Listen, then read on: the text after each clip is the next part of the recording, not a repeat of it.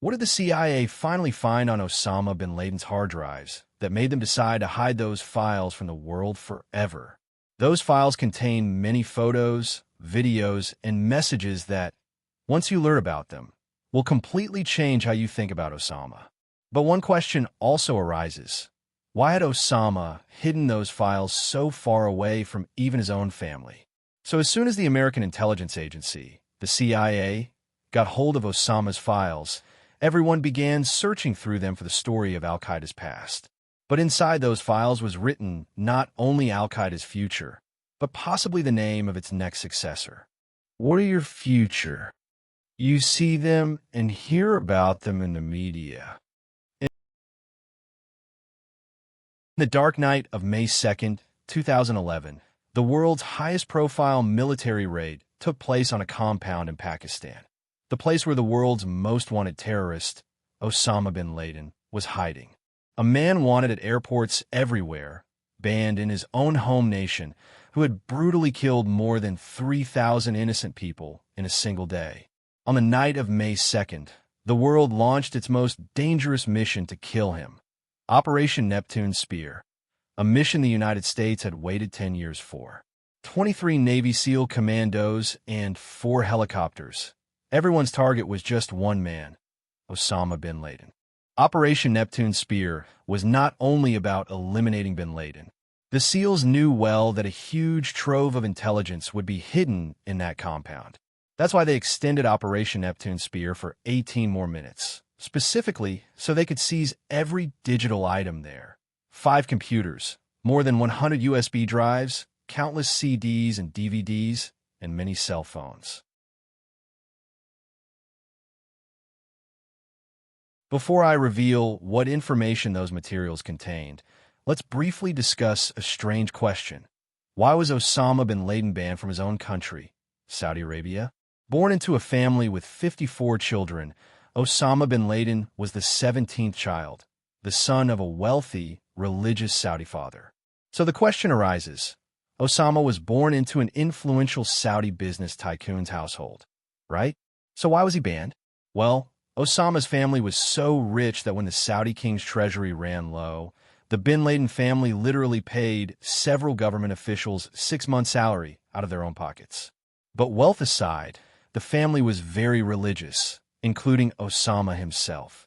Every year, when Muslims from around the world came to Saudi Arabia for Hajj, Osama's father would personally host prominent Islamic scholars. Osama met and built relationships with many of them. But again, the question returns. Despite being so religious, why was Osama banned?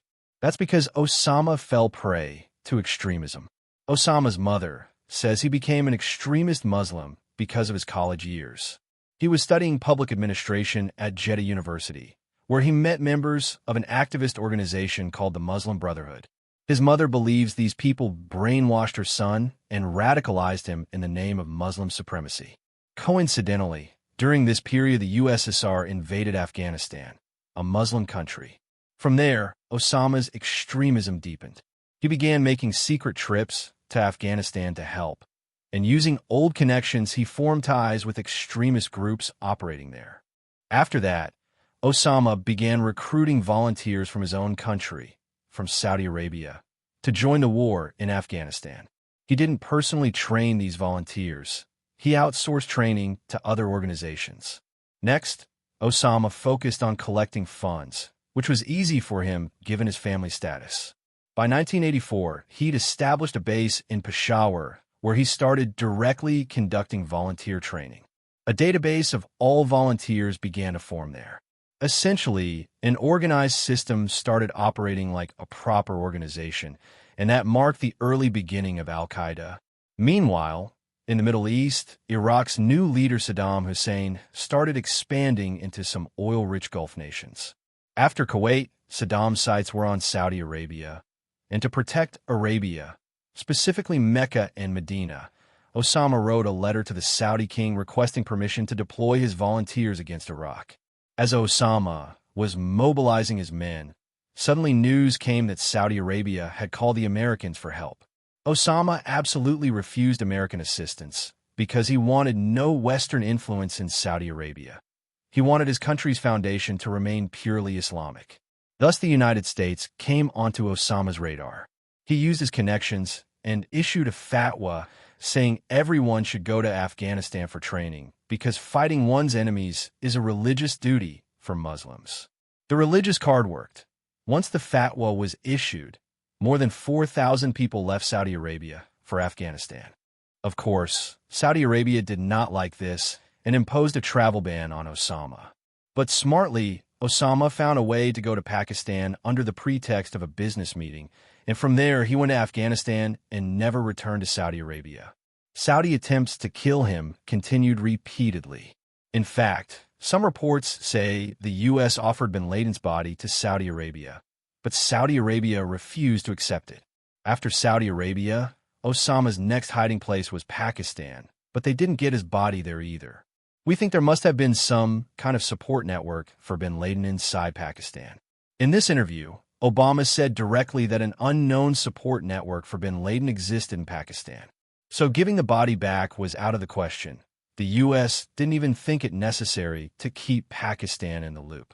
And maybe Obama was right. We brought in the mujahideen from all over the world. We trained the Taliban. We gave them weapons. We sent them in. They were our heroes of the cause.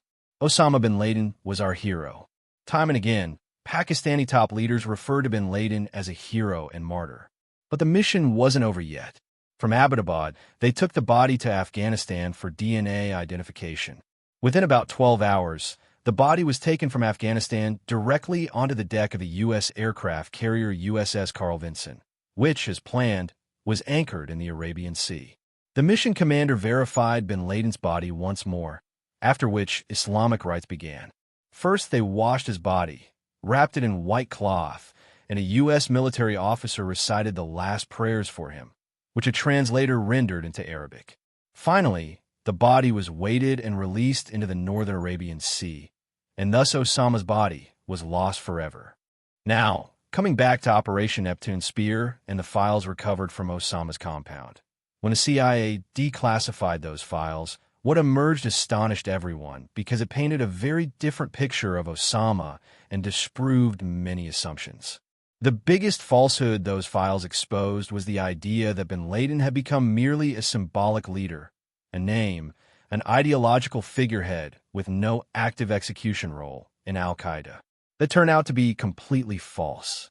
In that compound, without internet or phone, bin Laden was a mastermind of al-Qaeda who ran his operations via flash drives and a highly trusted courier system. The al-Qaeda facilitator who personally carried out bin Laden's career and ultimately connected him to CIA intelligence analysts and the Navy SEALs was Abu Ahmad al-Kuwaiti, the courier. Al-Kuwaiti was bin Laden's most loyal conduit to the outside world. Bin Laden saved his orders and messages on flash drives. Al-Kuwaiti would take the flash drive to an internet cafe and send commands to the entire al-Qaeda network. But unfortunately, this highly secured system became the reason for bin Laden's downfall.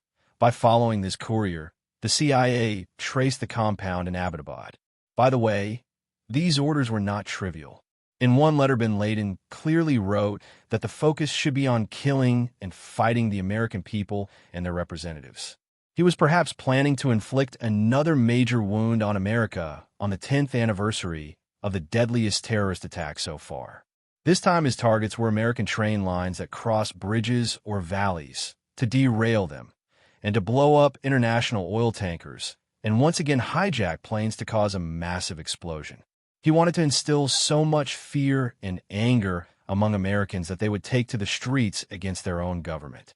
Most shockingly, bin Laden was planning destruction from a compound where he lived with 3 wives, dozens of children, and grandchildren. But fear always haunted him. He saw conspiracy in everything. In one letter, he even told his wife that during a dental visit in Iran, a tracking chip might be implanted in her tooth. So be alert. When the CIA released documents recovered from bin Laden's Abbottabad compound in 2017, a 19-page Arabic report shocked the world. That report revealed how Shia, Iran, and Sunni al-Qaeda, and normally natural enemies, were secretly cooperating against their common enemy, America.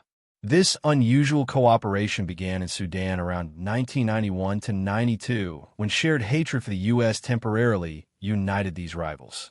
The document clearly states, anyone who wants to strike America, Iran is ready to support them. Iran provided direct help to al-Qaeda through its IRGCs, state-sponsored revolutionary guards, funding, weapons training, safe passage through Iranian territory without passport stamps, and even safe havens. These are bin Laden's own words. Iran is our main artery for funds, personnel, and communication. From these files came also a wedding video of his son Hamza bin Laden, literally an intelligence goldmine, because in that video Hamza's adult photo appeared for the first time, the man being groomed as al-Qaeda's next leader. The biggest twist came when analysts searched his computers. They found things that were very different from bin Laden's public image. On one hand, he condemned America as immoral. On the other, his computers contained American animated movies, Disney and Pixar films like Cars, Chicken Little, and Ice Age. The CIA assumed these were for his children. But these discoveries clearly contradicted the image he had cultivated. His computer also contained many video games, Super Mario Bros., Final Fantasy VII, and, ironically, Counter-Strike. Yes, Counter-Strike, the game where one team is terrorists and the other is counter-terrorists. Also among his files were documentaries made about him, like Where in the World is Osama bin Laden? Understanding Osama's mind was not easy, and his personal library was the biggest evidence of that complexity. On one side, he had books critical of America, works by authors like Bob Woodward and Noam Chomsky covering U.S. military strategy and foreign policy. But another part of his library showed a different side. Books full of conspiracy theories. The New Pearl Harbor, which claims the 9/11 attacks were an inside job by America, and Bloodlines of the Illuminati, which claims a secret society runs the world. Imagine, a man who masterminded attacks like those on 9/11 was reading alternative narratives questioning the accepted explanations for those attacks. But the CIA did not release everything found on bin Laden's computers. Some files remain secret to this day. According to the CIA, they withheld files that would threaten national security, corrupted files, and copyrighted material. Yet there was a category withheld because of the nature of the content. Bin Laden's fairly extensive pornography collection. A man who constantly preached Islam and morality, who in his 2002 letter to America castigated American society for immorality and debauchery and claimed American women were treated like products, was consuming an extensive pornography collection. Also found among the files was an al-Qaeda job application form that asked chilling questions. Have you ever been found guilty in a court? Have you ever been to prison? What goals do you wish to accomplish on the path of jihad? And finally, if you become a martyr, whom should we contact? The greatest tragedy of extremism is not that people die. The real tragedy is that people lose their humanity while still alive. The unfortunate fact is that every extremist was once an ordinary person. One day they thought like the rest of us, and then gradually they stopped asking questions. Instead of doubt, they embraced blind belief. Where love once existed, their wounds bred hatred. That hatred was used in brainwashing to convince them that only they were right and everyone else was wrong. When a person stops listening to others, becomes closed-minded, stops asking questions, and accepts only their own voice as truth, filling up with hatred and the fire of revenge. Only then does a human being become a terrorist. If you like the video, don't be shy to like and subscribe our channel. Share this video with others to spread awareness. This is the end of this video. Stay tuned for next secret reveal.